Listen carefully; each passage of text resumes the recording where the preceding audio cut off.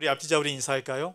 우리가 마스크를 썼기 때문에 웬만큼 인사해서 서로 표정이 잘 안 보입니다. 이런 눈에 사랑을 가득 머무시고 우리 사랑하고 축복합니다. 함께 인사하겠습니다.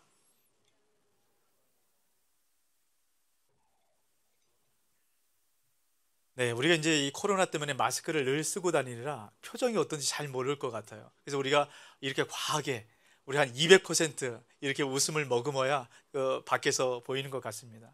이렇게 우리가 훈련하고 마스크를 벗었을 때 아주 아름다운 그런 미소를 담은 그런 우리 모든 성도들이 되지 않을까 이제 그런 기대감을 가져봅니다. 여러분 우리가 예전에 인생이 성공을 이룰 때 또 행복하게 살아가기 위해서 어떤 요소가 필요한가 참 많은 사람들이 그것을 연구하기 시작합니다. 그래서 가장 중요한 요소 중에 하나가 IQ일 것이다, 지능지수다, 뭐 이렇게 생각을 했던 것 같습니다. 그래서 제가 학창 시절만 해도 좀 초등학교, 중학교, 고등학교 다 IQ 검사를 했었던 것 같아요. 근데 어느 순간부터 더 이상 IQ 검사를 하지 않습니다. 지금 우리 학생들이 IQ 검사를 하지 않아요. 그만큼 우리 인생을 살아가는 데 있어서 성공과 행복에 IQ보다 더 중요한 것이 있다는 것을 이제 우리가 알기 때문입니다. 지금은 IQ보다 EQ를 더 중요하게 생각해요. 여러분 EQ가 뭡니까? 감성지수죠. 더 많은 사람들과 공감하고 소통하고 또 마음을 이해해주고 안아주는 것. 여러분 이것이 더 중요하다는 것 우리가 이제 많이 알고 있습니다. 여러분 그런데 우리가 이 코로나 시대를 살아가면서 더 특별하게 우리가 가져야 될 하나의 중요한 지수가 있다라고 얘기해요. 그것은 뭐냐면 RQ라고 얘기합니다. 여러분 RQ가 뭐냐면 회복 탄력성 지수라고 얘기를 합니다. 그러니까 역경을 딛고 일어서는 힘, 이것이 바로 회복 탄력성입니다. 이것을 우리가 조금 더 쉬운 말로 바꿔보면 우리 마음의 근육이라고 얘기할 수 있어요. 여러분 우리가 어떤 무거운 짐을 이제 짊어지고 물건을 들 때 우리가 근육이 약하면 허리도 다치고 또 몸도 상하게 됩니다. 여러분 마찬가지로요. 우리 마음의 근육도 아주 강건해야만 우리가 힘들고 어려운 상황들 가운데 이것을 넉넉하게 이겨나갈 수 있게 된다는 겁니다. 우리가 요즘 시대를 살아가면서 참 마음의 근육이 약해진 것 같아요. 이것이 대표적으로 드러나는 증상이 뭐냐면 이런 코로나 블루의 증상 아니겠습니까? 우리 국민 중 가운데 10명 중 7명 이상이 이 코로나 블루의 우울증을 호소하고 있다는 거예요. 여러분 왜 그렇습니까? 마음의 근육이 약해져 있기 때문에. 여러분 이 마음의 근육이 이제 점점 약해지더니 지금은 코로나 블루를 넘어섭니다. 코로나 블루를 넘어서서 코로나 앵그리 상태로 간다는 거예요. 우리가 요즘 매스컴을 통해서 듣는 얘기가 뭡니까? 우리가 지금도 다 마스크를 잘 쓰시고 이 방역 수칙을 지키고 계시는데 간혹 우리가 마스크를 좀 잊어버릴 때가 있어요. 그래서 우리가 매점을 가거나 공공장소에 가면 사람들 보는 눈이 심상치가 않습니다. 저도 마스크를 쓰지 않은 그런 분들을 보면 아주 이상하게 좀 이렇게 코로나 확진자 같은 그런 느낌으로 우리가 보게 되는 게 있는 것 같아요. 반응이 과한 거죠. 이런 과한 반응을 보다 보면 여러분 느끼는 사람도 이것을 정상적으로 받아들이지 않습니다. 이것을 좀 마스크를 써야 되겠다 이렇게 받아들이면 되는데 화가 나는 거예요. 이게 우울증을 넘어서서 이제 화가 나는 이런 분노 사회로 지금 이 세상이 바뀌어져 가고 있습니다. 여러분 이때 필요한 것이 무엇일까요? 회복 탄력성이. 여러분 우리가 살아가면서 코로나의 문제만 있습니까? 많은 문제와 어려움들이 있잖아요. 가정의 문제, 재정의 문제, 자녀의 문제, 이런 우리가 또 사랑하는 가족을 잃은 이런 마음의 아픔들, 많은 어려움들이 있습니다. 여러분 이때 이것을 우리가 어떻게 이겨나갈 수 있겠습니까? 우리가 많은 이 위기의 상황을 기회로 바꾸기 위해서는 회복 탄력성이 필요하다라는 거예요. 그럼 우리가 어떻게 이런 회복 탄력성을 우리가 배우고 가질 수 있는가? 우리가 다윗을 통해서 우리가 한번 배워보려고 합니다. 여러분 다윗은 이 굉장히 높은 회복 탄력성 지수를 가진 그런 사람이에요. 어떻게 다윗이 이런 역경을 딛고 일어설 수 있는 그런 힘을 갖게 되었는가? 여러분 우리가 알고 있는 이 다윗의 삶이 어떻습니까?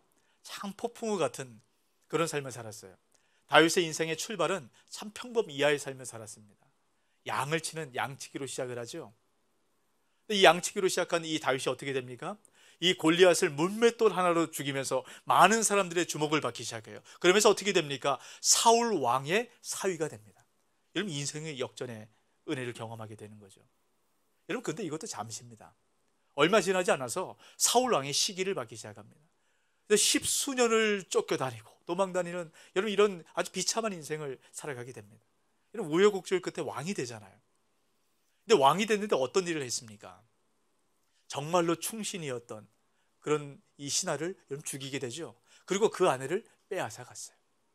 여러분 이 죄로 말미암아 다윗의 집에는 칼이 떠나지 않는 재앙이 임하게 됩니다. 여러분 자녀들끼리 늘 살육을 벌이고 이 고통을 주는 여러분 그런 일들이 다윗의 집에 가득합니다. 다윗의 말년에 어떤 일을 경험합니까? 이 아들에게 이런 역모를 당해가지고 왕자에서 쫓겨나는 이런 그런 일도 경험하게 돼요. 참 파란만장한 그런 역경의 삶을 살았던 것이 다윗이죠. 근데 여러분 다윗의 놀라운 힘이 무엇인지 아세요? 다윗은 그 역경과 고난 가운데 넘어져서 쓰러진 상태로 끝나는 것이 아니라는 겁니다. 다시 일어나요. 그리고 멈추지 않고 믿음의 길을 끝까지 걸어갑니다. 여러분 이것이 바로 회복 탄력성이에요. 다윗이 어떻게 이런 삶을 살 수 있었을까? 오늘 시편 말씀을 통해서 주님께서 우리에게 분명하게 이야기를 합니다. 이런 시편이 시작하는 이 시편 26편 이런 서두를 한번 보십시오. 이렇게 시작을 합니다. 다윗의 시라는 표현으로 나오고 있어요. 이 다윗의 시라는 의미가 뭡니까? 다윗이 썼다라는 거죠. 어떤 상황 가운데 이 시편을 썼는가? 여러분 여러 의견들이 있습니다. 근데 대표적인 것으로 두 가지를 얘기해요. 첫 번째는 사울 왕에게 쫓겨 도망 다닐 때 그때 이 시편을 썼다라고 얘기를 합니다. 또 어떤 사람들은 이렇게 얘기를 합니다. 다윗이 아주 심각한 중병이 걸려서 병중에 있을 때 이 시편을 썼을 것이다 라고 얘기를 해요. 이런 어떤 상황이든 지금 다윗이 고난과 역경 가운데 이 시편을 쓰고 있다라는 거예요. 우리가 이 다윗이 어떻게 역경을 딛고 일어서는 힘을 가질 수 있었는가, 이 시편 26편을 통해서 우리가 살펴볼 텐데요. 그러기 위해서는 우리가 시편의 구조가 어떻게 되어 있는가, 그것을 좀 살펴봐야 됩니다. 여러분 빵 좋아하십니까? 저는 이 빵을 되게 좋아하는데요. 여러분 맛있는 빵을 보면 빵의 독특한 모양과 구조를 갖고 있죠. 겉은 굉장히 바삭바삭하고 단단한 그런 구조를 이루고 있어요. 근데 그 빵 단단한 그 겉면 안에 빵을 보면 아주 촉촉하고 부드럽습니다. 네, 입맛을 다시시는 분이 몇 명 이렇게 보이시네요. 여러분 그리고 제일 중요한 것, 우리가 흔히 앙꼬라고 얘기하는 그 속, 여러분 그것이 핵심 아니에요? 아주 달콤하고 부드러운 그런 내용물들이 들어가 있습니다. 여러분 지금 시편 26편이 그런 구조로 이루어져 있다는 거예요. 그러니까 세 가지 구조로 이루어져 있습니다.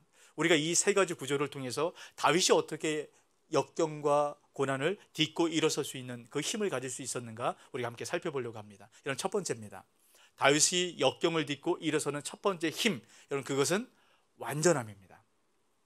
제가 이 시편 26편이 빵의 구조로 되어 있다라고 말씀을 드렸죠. 지금 시편 처음과 마지막이 어떻게 이루어졌는가 한번 보세요. 여러분 1절 말씀입니다. 내가 나의 완전함에 행하였사오며 흔들리지 아니하고 여호와를 의지하였사오니 여호와여 나를 판단하소서. 지금 뭐라고 얘기합니까? 내가 나의 완전함에 행하였다라는 말로 지금 26편을 시작하죠. 26편이 끝나는 11절을 한번 보십시오. 나는 나의 완전함에 행하오리니 나를 속량하시고 내게 은혜를 베푸소서.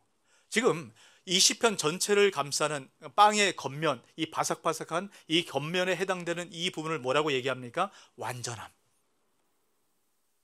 여러분 이 완전함이 무엇일까요? 다윗은 내가 하나님 완전하게 행하였사오니 내가 이 고난 가운데 있을 때 하나님 구원의 은혜를 베풀어 주십시오. 당당하게 하나님께 지금 요구하고 있는 겁니다. 이런 완전함은 이런 어떤 것입니까? 아무 문제도 없고 흠도 없고 죄도 없는 여러분 그런 것을 우리는 완전함이라고 얘기를 하죠. 여러분 어떻습니까? 다윗이 스스로 완전하다는 이 말, 이런 공감이 되세요? 제가 조금 전에 말씀드렸잖아요. 다윗이 얼마나 죄를 지었고 얼마나 이 파란만장한 그런 풍파와 재앙의 삶을 살아갔는가. 본인은 완전하다고 그렇게 말할 수 있는 사람이 아닙니다. 근데 본인이 완전하다라고 두 번이나 걸쳐서 하나님 앞에 당당하게 이야기하고 있어요. 여러분 무엇으로 다윗이 이렇게 얘기할까?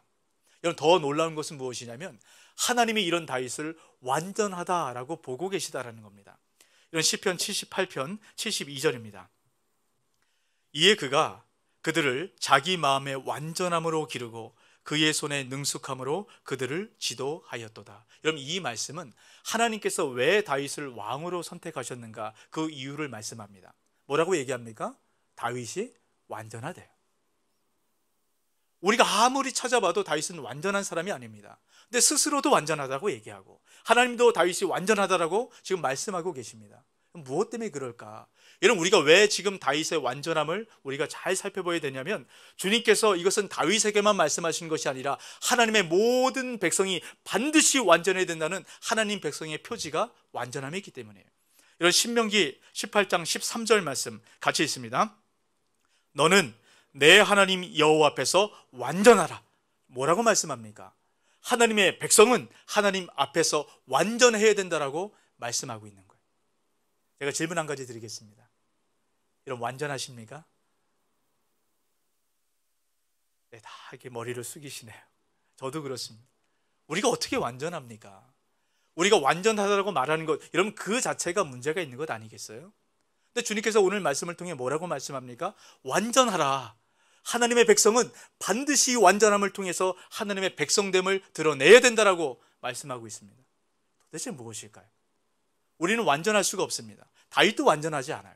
근데 왜 하나님께서 이 완전함을 요구하시는 것일까? 여러분, 우리가 이것을 잘 살펴봐야 되는데요, 여러분, 하나님께서 지금 말씀하시는 완전함은 우리가 생각하는 완전함과 여러분 다르다는 거예요. 여러분, 레위기 22장 21절입니다. 만일 누구든지 서원한 것을 갚으려 하든지 자의로 예물을 드리려 하여 소나 양으로 화목제물을 여호와께 드리려는 자는 기쁘게 받으심이 되도록 아무 흠이 없는 온전한 것으로 할지니. 여러분, 여기서 아무 흠이 없는 온전한 것, 여러분, 이것이 바로 우리가 금방 말씀 나눈 완전함입니다. 여러분, 이 완전함, 이 말씀은 하나님 앞에 드려지는 예물에 주로 성경에서 사용하고 있어요.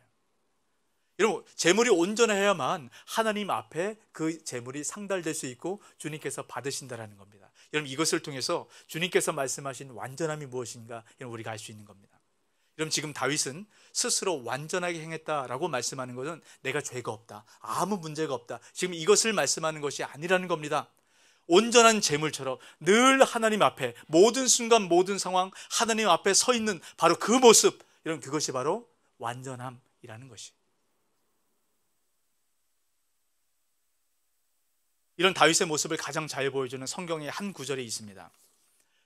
시편 16편 8절 말씀인데요, 내가 여호와를 항상 내 앞에 모심이여 그가 나의 오른쪽에 계심으로 내가 흔들리지 아니하리로다. 여러분, 이 말씀 우리 같이 다시 한번 읽어봅니다. 내가 여호와를 항상 내 앞에 모심이여 그가 나의 오른쪽에 계심으로 내가 흔들리지 아니하리로다. 여러분, 이 말씀은 평생의 삶 가운데, 마음 가운데 새기시길 바랍니다. 여러분, 주님께서 하나님의 백성으로 요구하시는 그 완전함, 여러분, 그것이 무엇입니까? 여호와를, 하나님을 항상 내 앞에 모셔두고 살아가는 것, 이것이 바로 다윗이 말하는 완전함이고 하나님께서 우리에게 요구하시는 바로 완전함, 바로 그것입니다. 여러분, 다윗은 고난의 상황 가운데 하나님 앞에 머물렀어요. 죄가 있어도 하나님 앞에 머물렀습니다. 모든 평탄한 삶을 살아갈 때도, 부족한 것이 없을 때도 하나님 앞에 머물렀습니다. 여러분, 이것이 하나님의 백성으로 살아가는 우리 모두에게 가장 큰 축복임을 여러분 믿으시길 주의 이름으로 축복합니다. 여러분, 왜 그런 줄 아세요? 우리가 하나님 앞에 머물 때 그때 부어주는 은혜가 뭡니까? 금방 읽었던 시편 16편 8절 말씀에 이렇게 얘기하죠. 내가 여호와를 항상 내 앞에 모시며 그가 나의 오른쪽에 계심으로 내가 흔들리지 아니하리로다. 여러분, 흔들릴 수밖에 없는 이 세상 가운데 흔들리지 않는 삶을 살아가는 그 방법, 역경을 딛고 일어서는 바로 그 힘, 그것은 여호와를 내 앞에 모셔두는 바로 그 삶을 살아가는 것이. 여러분, 어떻습니까? 지난 한 주간 한번 돌아보세요. 여호와를 늘 여러분 앞에 모셔두고 살아갔습니까?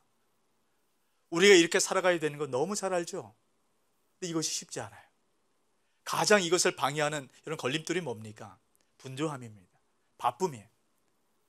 저도 지난 한 주간의 삶을 돌아보면 너무너무 바쁩니다. 하나님을 생각하지도 못할 만큼 이런 그렇게 바쁠 때가 있어요. 근데 이런 바쁜 일이 잠깐으로 끝납니까? 바쁜 일은 계속 이어져요. 오늘 너무 바쁜 일이 있어서 그 바쁜 일을 해결하고 나면 이런 내일 바쁜 일이 없습니까? 또 바쁜 일은 늘 우리에게 찾아오게 됩니다. 제가 이 말씀을 준비하다가 얼마 전에 통화했던 한 집사님이 제가 떠올랐어요. 그 집사님은 제가 오래전부터 알고 있었던 그 집사님인데 그 집사님은 지금 대학의 교수로 섬기시는 분이십니다. 근데 지금 은퇴를 1년 앞두고 계신 거예요. 이제 요즘은 이제 학생들과 대면해서 수업을 못 하잖아요. 그러니까 영상으로 온라인으로 이렇게 강의를 준비하고 있는데, 여러분 은퇴를 1년 남으신 분이 평생에 그걸 해보셨겠습니까? 그 영상 앞에서 이 온라인으로 촬영하는 거 너무 어렵죠. 그렇게 힘들고 지쳐서 영상을 만들고 그렇게 나니까 갑자기 제가 떠오르다는 거예요. 그래서 저에게 연락을 주셨어요. 그래서 제가 그 집사님에게 위로의 말씀 드렸습니다. 야, 집사님 참 정말 힘들고 어려우시죠. 이 온라인으로 영상 만드는 게 얼마나 어려우십니까? 그랬더니 그 집사님이 아주 놀라운 말씀을 하시는 거예요. 목사님, 아닙니다. 저 너무너무 행복해요. 그런 말씀을 하시는 거예요. 그 집사님이 은퇴를 1년 앞두고 나니까 그럼 지난 시간들을 돌아보면서, 야, 내가 벌써 이런 나이가 됐나? 지금 내 나이는 여전히 20대 같은데, 내가 뭐든 할 수 있을 것 같은데 벌써 내가 은퇴해서 이 자리를 떠나야 되는가? 이런 안타까움, 이런 아쉬움이 그 집사님에게 몰려온다는 거예요. 그러면서 저에게 이런 말씀을 하시더라고요. 지난 시간들을 돌아보니까 내가 정말로 열심히, 정말 최선을 다해서 그 모든 것을 다 인생을 바쳐서 이 길을 걸어왔는데 남는 게 없는 것 같다는 거예요. 그렇게 모든 걸 다 드렸는데 손 안에 아무것도 없는 것처럼 너무 허탈한 그런 마음을 느끼게 돼서 저에게 전화를 했다는 겁니다. 여러분, 이것이 이 집사님만의 고백입니까? 우리의 고백이기도 하죠. 우리가 정말 열심히 살아가지 않습니까? 정말 바쁘게 살아가요. 최선을 다해 살아갑니다. 근데 지난 시간을 뒤를 돌아보면 뭔가 잡은 것 같은데 아무것도 없습니다. 그러니까 허탈한 거예요. 그러면서 그 집사님이 저에게 이런 말씀을 하셨어요.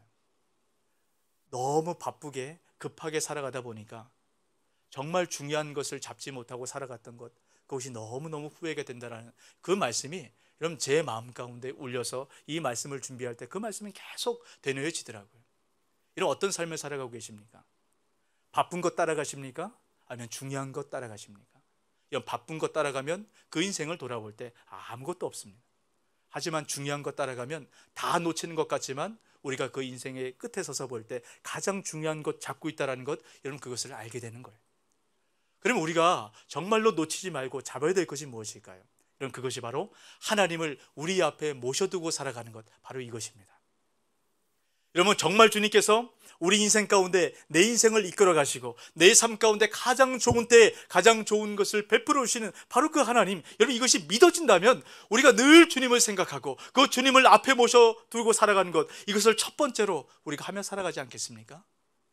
근데 우리가 이걸 잊어버려요. 그래서 필요한 것이 바로 훈련입니다. 여러분, 늘상 하나님을 인식하며 살아가는 이 훈련이 필요해요. 지금 우리가 주님과 동행하는 그 주님과 함께하는 행복한 동행, 우리가 늘 말씀과 이 성경 묵상과 또 기도와 이런 시간들을 우리가 훈련하고 있지 않습니까? 근데 참 여러분 해보셔서 알겠지만 이게 쉽지 않아요.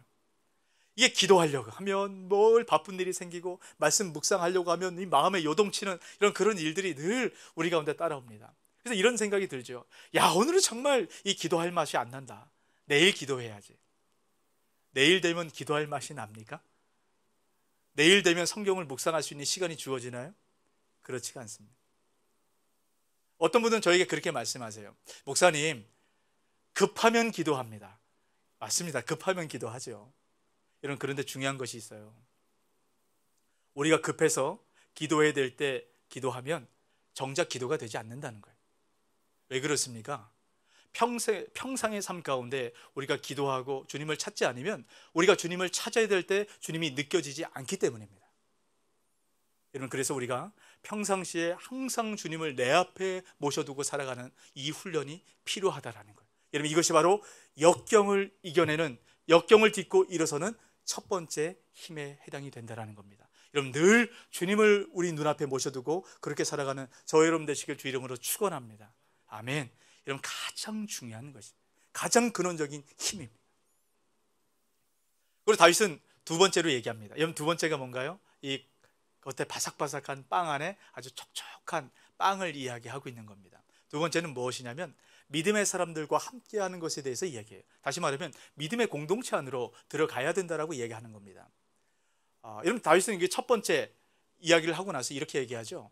내가 완전함으로 행했다라고 얘기하면서 어떻게 완전함으로 행했는가? 여러분 그것을 4절 5절을 통해서 얘기합니다. 허망한 사람과 같이 앉지 아니하였사오니 간사한 자와 동행하지도 아니하리이다. 내가 행악자의 집회를 미워하오니 악한 자와 같이 앉지 아니하리이다. 여러분 제가 이 2절 말씀을 읽었을 때 여러분 좀 떠오르는 시편 말씀이 하나 있지 않습니까? 시편 1편이에요. 시편 1편 1절입니다.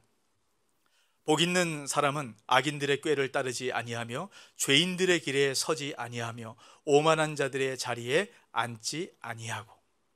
여러분 복 있는 사람의 가장 기본적인 특징을 지금 뭐라고 얘기합니까?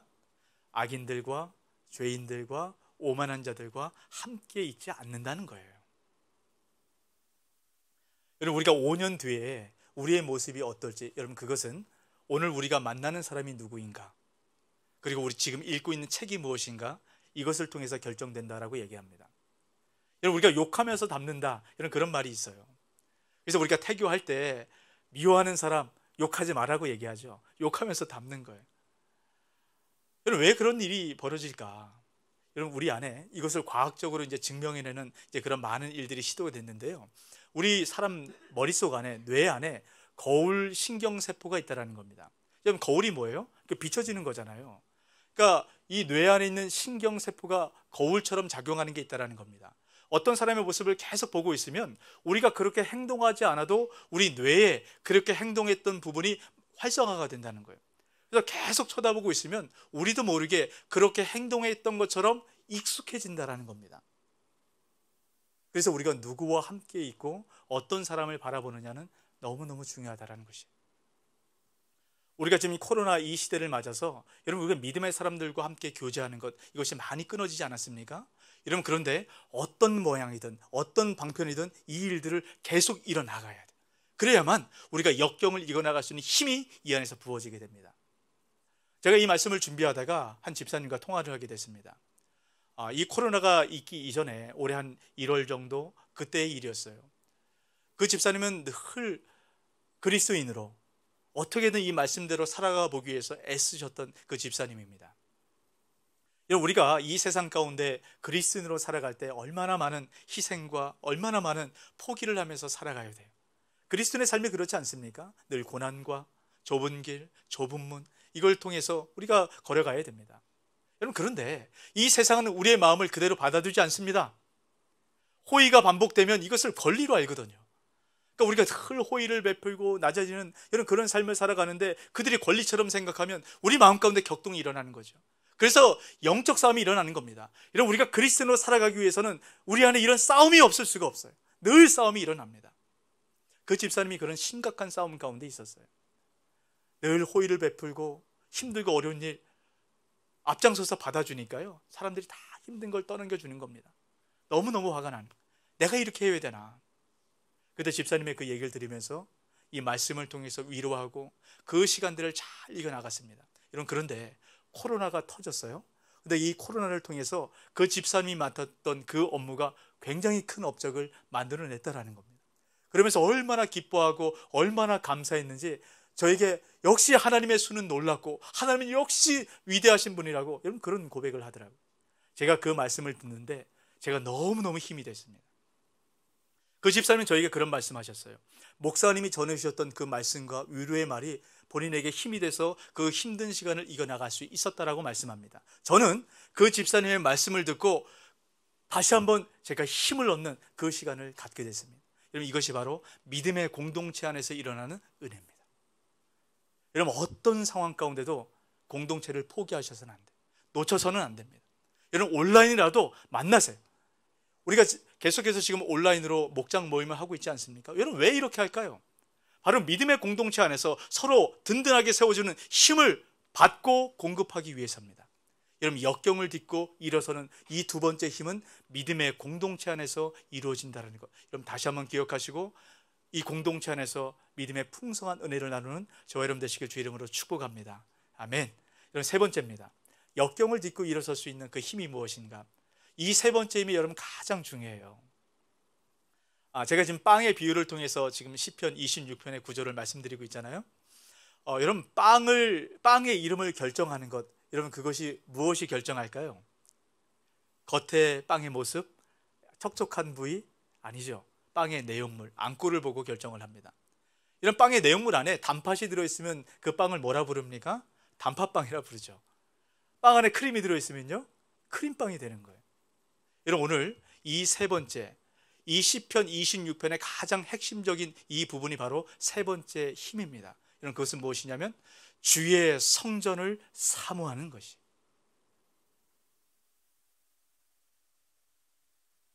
오늘 6절에서 8절 말씀을 그것을 이야기하는데, 여러분, 제가 6절에서 8절 말씀을 읽을 때 여러분 지금 다윗이 강조하고 있는 것이 무엇인가 여러분 잘 한번 찾아보시기 바랍니다. 여호와여, 내가 무죄함으로 손을 씻고 주의 제단에 두루 다니며 감사의 소리를 들려주고 주의 기한 모든 일을 말하리이다. 여호와여, 내가 주께서 계신 집과 주의 영광이 머무는 곳을 사랑하오니. 이런 지금 반복되는 것이 무엇입니까? 주의 제단, 주께서 계신 집, 주의 영광이 머무는 곳. 여러분, 이 세 가지가 의미하는 것이 어디입니까? 성전이에요. 여러분, 지금 다윗은 고난 가운데 있습니다. 이 고난 가운데 주의 성전을 바라보며 성전을 찾고 있어요. 이것이 바로 역경을 딛고 일어서는 힘이 되는 겁니다. 여러분, 6절 말씀을 다시 한번 보십시오. 여호와여, 내가 무죄함으로 손을 씻고 주의 제단에 두루 다니며. 여러분, 주의 제단에 두루 다닌다라는 이 표현을 지금 다윗이 사용하고 있습니다. 두루 다닌다는 것은 뭐 한 번, 두 번 이 발을 밟고 성전을 방문했다는 것이 아니고요. 여러분, 항상 끊임없이 어떤 순간에도 성전을 방문하고 밟고 늘 그 앞에 머물렀다라는 겁니다.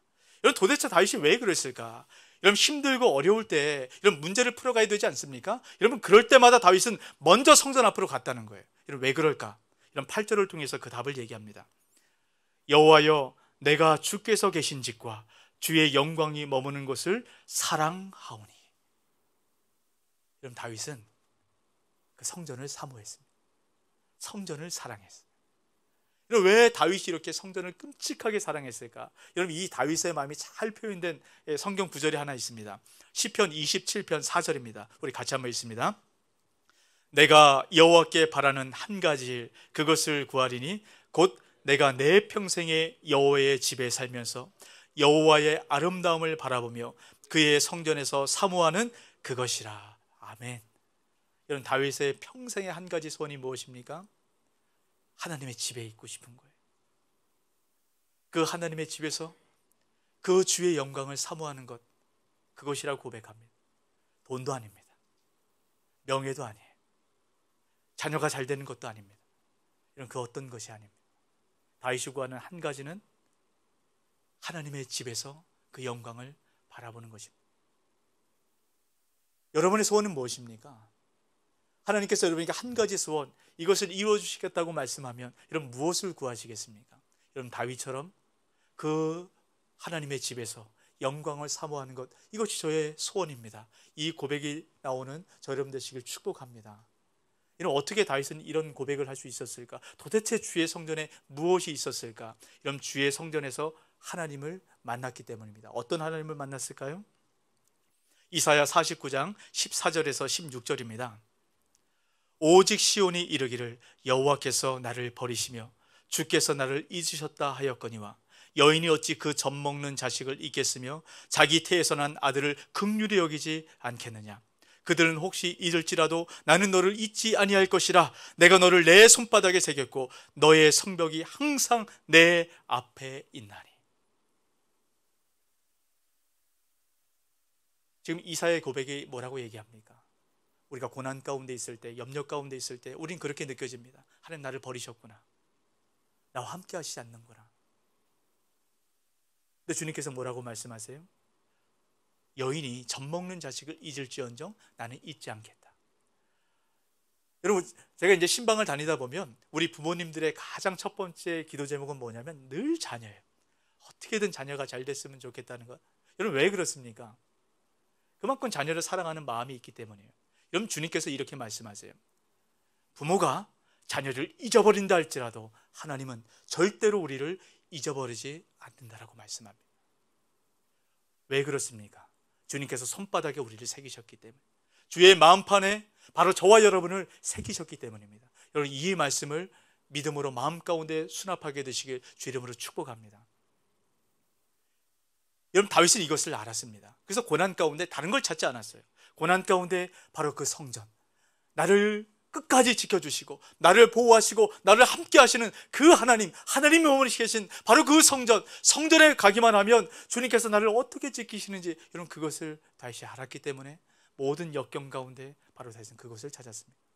여러분, 이것이 바로 역경을 딛고 일어서는 바로 가장 근원적인 힘, 가장 중요한 힘입니다. 여러분, 우리가 인생을 살아가다 보면 주님께서 우리와 함께 하신다는 것이 잘 느껴지지 않을 때가 있죠. 하나님께서 나를 버리셨나? 여러분, 그때 분명히 기억하셔야 될 것이 있습니다. 여러분의 느낌, 이 상황, 이것을 바라보셔서는 안 돼요. 우리가 바라봐야 될 것은 바로 이 진리입니다.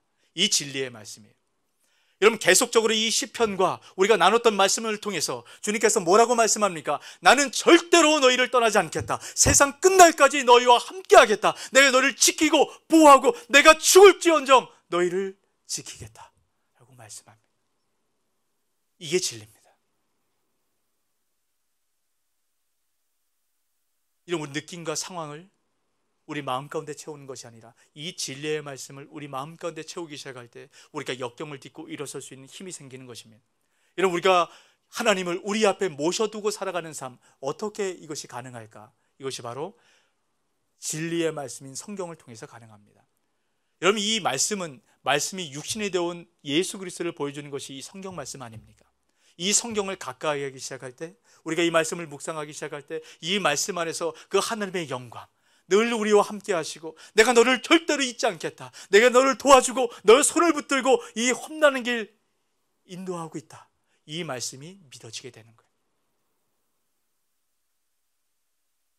여러분, 이 말씀을 통해서 여호와의 전에서 다윗이 경험했던 그 하나님과 함께 하시는 그 풍성한 사랑과 은혜를 경험하는 저 여러분 되시길 주 이름으로 축복합니다. 아멘. 여러분, 이 말씀 기억하시고 우리 함께 찬양합니다.